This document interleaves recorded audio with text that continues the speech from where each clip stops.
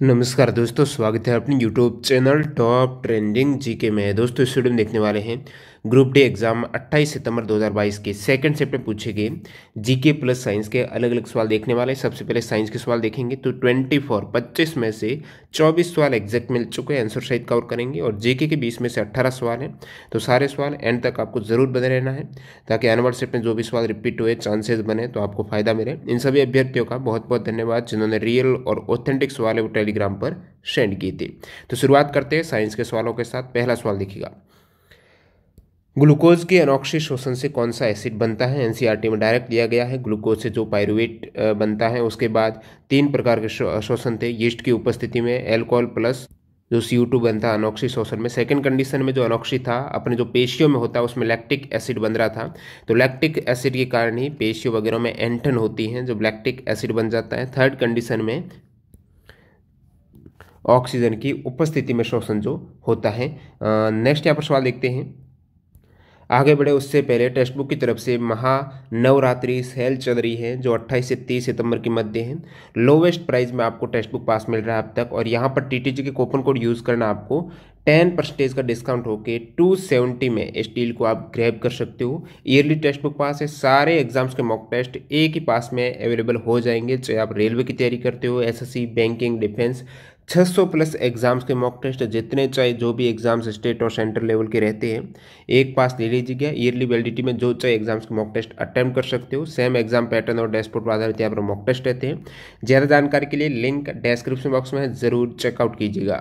इसमें साथ ही साथ 2 ऑफर और भी चल रहे हैं। एक लक्की विनर को मारुति एस्प्रेसो कार जीतने का मौका है और प्रति घंटे एक लक्की विनर को स्मार्टफोन जीतने का अवसर है यहाँ पर, तो ऑफर जरूर लाभ उठाइएगा। नेक्स्ट सवाल है, महिला प्रसव पीड़ा के समय कौन सा निर्णय लेना चाहिए? यानी जो लेबर पेन होता है डिलीवरी के वक्त, तो उस समय क्या निर्णय लेना चाहिए? ऐसा हॉस्पिटल जहाँ सभी सुविधाएं हो, प्रशिक्षित नर्स। अब देखिए, आई थिंक यही आंसर सही होना चाहिए। जब प्रशिक्षित नर्स होगी, क्योंकि डिलीवरी में ज़्यादा इक्विपमेंट की ज़रूरत नहीं रहती है यदि सामान्य डिलीवरी हो जाती है। बाकी और क्या विकल्प थे आप कमेंट सेक्शन में बताना। मेडिकल हॉस्पिटल के वेस्ट जो रहता है जिन्हें आप बायोमेडिकल वेस्ट कहते हो, उसका निपटान कैसे करेंगे? अलग अलग विधियाँ रहती है इसमें भी। प्रमुख रूप से ऑटोक्लेविंग विधि का उपयोग किया जाता है, और एक विधि रहती है यहाँ पर इंसिनरेशन यानी भस्मीकरण, यानी जला देंगे या फिर उसको भाप के माध्यम से सही किया जाता है। ऑटोक्लेविंग और भस्मीकरण 2 प्रमुख विधियाँ रहती हैं हॉस्पिटल वेस्ट को। अब ये यदि विकल्प में नहीं था तो आप ज़मीन में गाड़ भी सकते हो, वो था, कमेंट करके बताना। अब एक रिएक्शन है BaCl2 K2SO4 के साथ कराएंगे, तो BaSO4 और KCl।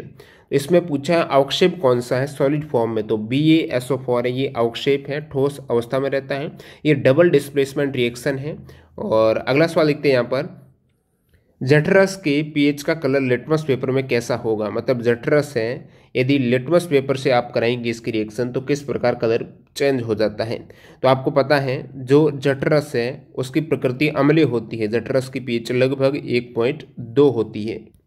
तो ये पीएच आप स्केल देखेंगे, यहाँ से बार बार सवाल रिपीट हुए। नींबू के रस का 2.2 होता है, ठीक है। शुद्ध जल का 7 होता है, रक्त का 7.4, मिल्क ऑफ मैग्नीशिया का 10, सोडियम हाइड्रोक्साइड का 14 के आसपास। तो 1.2 है, यानी एक तरीके से प्रबल अम्लीय है जठरस। और अम्ल, अब लिटमस पेपर में क्या होता है? अनील, यानी अम्ल है, नीले लिटमस को लाल कर देगा, तो ये लाल में कन्वर्ट कर देगा। ओम के नियम का सही फॉर्मूला आपको बताना है। V बराबर IR कह दे, या फिर I बराबर V/R कह दे, या फिर R बराबर V/I कह दे, एक ही बात है।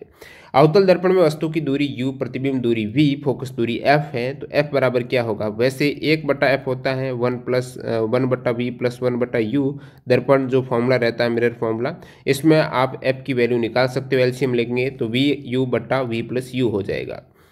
न्यूलैंड के ऑक्टेव में पोटेशियम और कॉपर के मध्य कितने एलिमेंट है? तो ये एनसीईआरटी में आप देखेंगे न्यूलैंड का ऑक्टेव, तो ये आपका पोटेशियम और ये है कॉपर, इनके मध्य एलिमेंट 1 2 3 4 5 6 7, क्योंकि यहाँ पर 2 एलिमेंट आ जाते हैं, कोबाल्ट और निकल।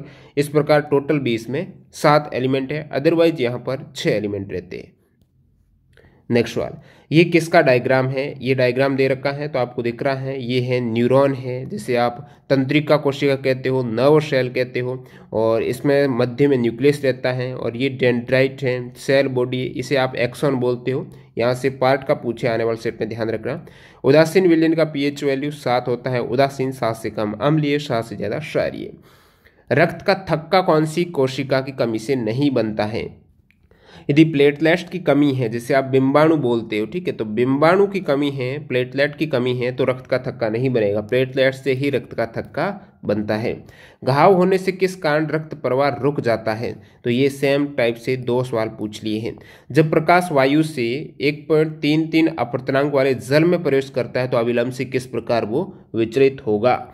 तो अब आपको पता है वायु का अपवर्तनांक है लगभग निर्वात के इक्वल 1.0003 होता है। कम अपवर्तनांक से ज़्यादा अपवर्तनांक में आ रहा है तो क्या करेगा? अविलंब की ओर झुक जाएगा। विरल से सगर में आ रहा है, अविलंब की ओर झुक जाएगा। नेक्स्ट यहाँ पर गुस्सा आना, चिंता होना, डर है, उत्तेजना है, इससे कौन सा हार्मोन के कारण ये सब होता है? तो ये हार्मोन है एड्रीनलिन हार्मोन है, जो कि एड्रीनल ग्लैंड है, अधिवृक्क ग्रंथि है, उससे स्रावित होता है। प्रिज्म में प्रकाश के वर्ण विक्षेपण संबंधित सही कथन क्या है? अब बार बार यहाँ से सवाल पूछे जाते हैं। प्रिज्म में प्रकाश का जो वर्ण विक्षेपण होता है तो उसमें क्या होता है आपको पता है, सबसे अधिक विचलन है वो वायलेट का होता है, विबज्योर है, विबज्योर। तो इसमें आप देखेंगे सबसे कम विचलन है रेड का, क्योंकि इसकी वेवलेंथ है, तरंगदैर्ध्य है, वो सबसे ज़्यादा रेड की है, और तरंगदैर्ध्य सबसे कम वायलेट की है। तो ये ज़्यादा से कम का क्रम है तरंगदैर्ध्य का।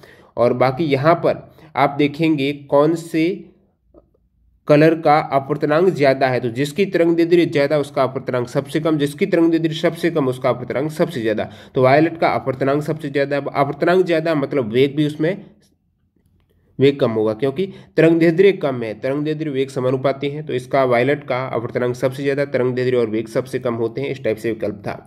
न्यूलैंड का ऑक्टेव नियम किस पर आधारित है? परमाणु द्रव्यमान के बढ़ते क्रम में।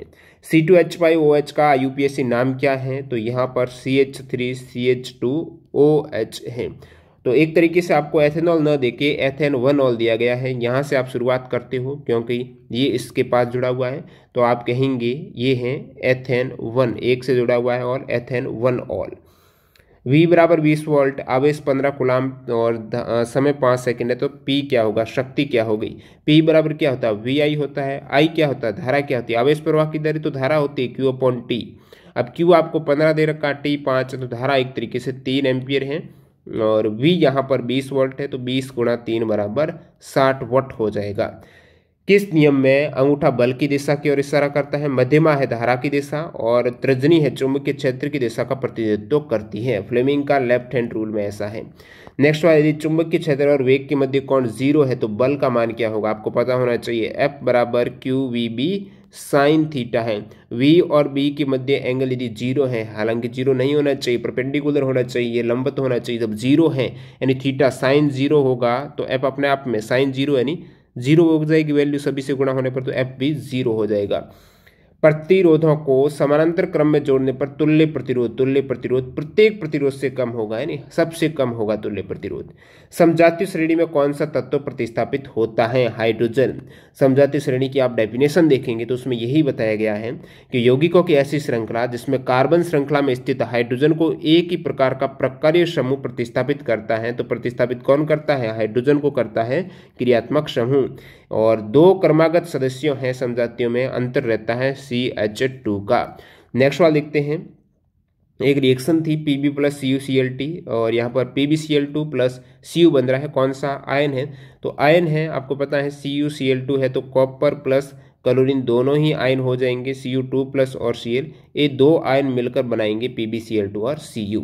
गोली दर्पण की चिन्ह परिपाटी संबंधित सही कथन। अब गोली दर्पण में जो भी डिस्टेंस लेफ्ट साइड में आप लेंगे वो होगी माइनस में, और जो भी डिस्टेंस आप ऊपर की साइड से लेंगे वो प्लस में, और नीचे की साइड में माइनस में।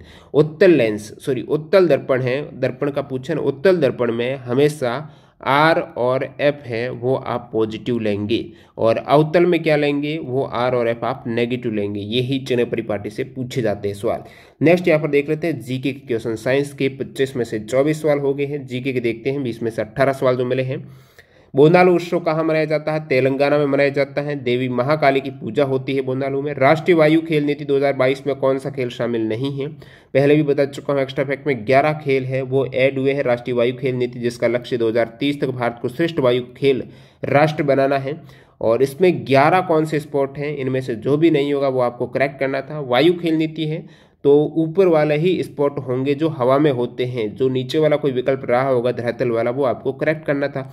अब एरोबैटिक्स हैं, ठीक है, एरो मॉडलिंग है, एरो मॉडलिंग और रॉकेटरी, बैरूनिंग है, amateur built and experimental aircraft, drones, gliding and power gliding, hand gliding and power hand gliding, parachuting, paragliding, ठीक है, paramotoring, powered aircraft and rotor aircraft, ये सभी 11 sport शामिल है राष्ट्रीय वायु खेल नीति, जिसका शुभारंभ जून 2022 में विमानन मंत्री, जो नागर विमानन मंत्री हैं, ज्योतिरादित्य सिंधिया ने किया है।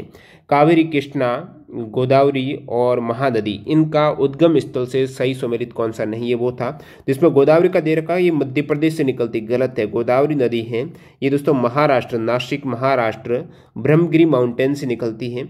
और कावेरी की बात करूं तो कावेरी निकलती है कर्नाटक से, ठीक है, ताल कावेरी जो कोडागु वेस्टर्न घाट कर्नाटक है वहां से। कृष्णा नदी निकलती है सतारा महाराष्ट्र, महाबलेश्वर के पास से। महानदी का भी एक विकल्प था तो ये निकलती है दोस्तों छत्तीसगढ़ से। और ब्रह्मपुत्र निकलती है मानसरोवर तिब्बत अंगाशी ग्लेशियर से। First Indian woman to score century in pink ball test, गुलाबी बॉल टेस्ट में प्रथम शतक लगाने वाली महिला क्रिकेटर है स्मृति मंधाना। ऑस्ट्रेलिया के खिलाफ ये लगाया है इन्होंने 1 अक्टूबर 2021 को। मुद्रा का फुल फॉर्म पूछा है तो micro unit development and refinance agency हो जाएगा। मुद्रा बैंक है, इसकी स्थापना 8 अप्रैल 2015 को की गई। इसमें 3 टाइप के लोन हैं, शिशु लोन में 50,000 रुपये तक का, और किशोर लोन में 5 लाख रुपये, 50 से 5 लाख, तरुण में 5 से 10 लाख रुपये मैक्सिमम लोन दिया जाता है। 1966 से 1969 कौन सी पंचवर्षीय योजना नहीं थी? शून्य पंचवर्षीय योजना, प्लान हॉलीडे था उस समय। अब पंचवर्षीय योजना जो 12 पंचवर्षीय योजना है जिसमें शुरुआत 1951 से हुई है। अब हॉलीडे कौन सा आता है, पूरी कौन सी नहीं है? तो पहली, दूसरी, तीसरी पूरी 5 वर्ष की है। फिर प्लान हॉलीडे आ जाता है तीसरी और चौथी के मध्य, जो आपको दे रखा 1966 से 69। नेक्स्ट चौथी स्टार्ट होती है 69 से 74, 5 साल। पाँचवीं दोस्तों 5 वर्ष की है ही नहीं, कहने को पाँचवीं लेकिन ये 4 वर्ष की है, 1974 से 1978। उसके बाद फिर रोलिंग प्लान आ जाता है 2 वर्ष का, 78 से 80 है। फिर 6th प्लान 80 से 85, 7 85 से 90। एनुअल प्लान फिर आ जाता है 90 से 92, तो 92। और एक ये हो गया आपकी एनुअल प्लान तीसरी और चौथी की मध्य प्लान हॉलीडे था। और यहाँ पर एनुअल प्लान है, वार्षिक प्लान है। एर्थ प्लान आपकी ये 9th है, 10th है, 11th 12th सभी बाद में क्रम वाइज है। आर्टिकल 243C में विधि द्वारा कौन पंचायतों की संरचना के बाबत उपबंध कर सकेगा? राज्य का विधानमंडल, ये आर्टिकल 243C में दे रखा है। सबसे बड़ा बायोस्फीयर रिजर्व कौन सा है? तो आप कहेंगे सबसे बड़ा तो कच्छ वाला है, ग्रेट रन ऑफ कच्छ तो गुजरात में, और सबसे छोटा है वो डिब्रू सेखोवा असम वाला। एनी बेसेंट ने 1916 में बनारस हिंदू विश्वविद्यालय की स्थापना के बाद किसे सौंप दिया था? तो एनी बेसेंट ने, ये जो इससे पहले इसका नाम था बनारस हिंदू विश्वविद्यालय से पहले नाम था सेंट्रल हिंदू कॉलेज, जिसकी स्थापना 1998 में कर दी थी एनी बेसेंट ने वाराणसी में। तो सेंट्रल हिंदू कॉलेज को बाद में पंडित मदन मोहन मालवीय को उपहार के रूप में एनी बेसेंट ने सौंप दिया और बाद में नाम हो गया बनारस हिंदू यूनिवर्सिटी 1916 में जो स्थापित हुई है। आंध्र प्रदेश और तेलंगाना की ऑफिशियल लैंग्वेज कौन सी है? तेलुगु और उर्दू। हिंदू मान्यता के अनुसार वेंकटेश लॉर्ड तिरुपति बालाजी किस भगवान को कहा जाता है? काफ़ी कैंडिडेट ने, क्योंकि विकल्प में हनुमान जी भी था, तो उत्तर भारत में तो सभी को पता ही है हनुमान जी, बालाजी को ही हनुमान जी बोलते हैं, ठीक है। और हनुमान जी तो वैसे शिव जी के अवतार हैं, 11वें शिव जी के रुद्र अवतार माने जाते हैं। लेकिन यहाँ पर आपको वेंकटेश बालाजी दे रखा था, जो तिरुपति बालाजी हैं वो एक्चुअल में हनुमान जी नहीं है, वो है विष्णु भगवान है, ठीक है।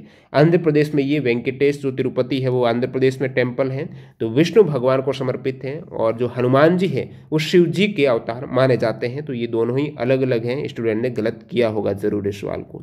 सामाजिक न्याय और अधिकारिता मंत्रालय ने कौन सा हेल्पलाइन लॉन्च किया है? सामाजिक न्याय और अधिकारिता मंत्रालय ने एल्डर लाइन हेल्पलाइन लॉन्च किया है, जिसके टोल फ्री नंबर हैं 14567, और ये है एल्डर लाइन यानी वरिष्ठ नागरिकों के लिए।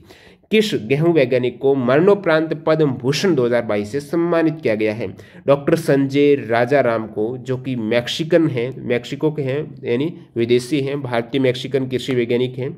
इन्होंने उच्च उपज देने वाली रोग प्रतिरोधी गेहूं की किस्में विकसित की, जो 51 देशों में छोटे और बड़े किसान उगाते हैं। संजय राजाराम को दिया गया है पद्म भूषण मरणोपरांत। बुंदेलखंड और बघेलखंड पठार किसके भाग है? ये मध्य प्रदेश है, वहां पर आते हैं, जो कि सेंट्रल हाईलैंड के भाग है। नीति आयोग के द्वारा जारी sustainable development goal India index 2020-21 में फ्रंट रनर में निम्न में से सबसे ज्यादा स्कोर किस राज्य का है? अभी तक दोस्तों भारत में जो सतत विकास लक्ष्य वाला नीति आयोग का इंडेक्स जारी किया जाता है, सभी स्टेट हैं, फ्रंट रनर से ऊपर कोई भी स्टेट नहीं है। जैसे कि मैं बात करूँ, 4 कैटेगरी में एक्चुअली बांटे गए हैं, ठीक है। तो एस्पिरेंट में तो कोई भी नहीं है, कोई भी स्टेट एस्पिरेंट है नहीं।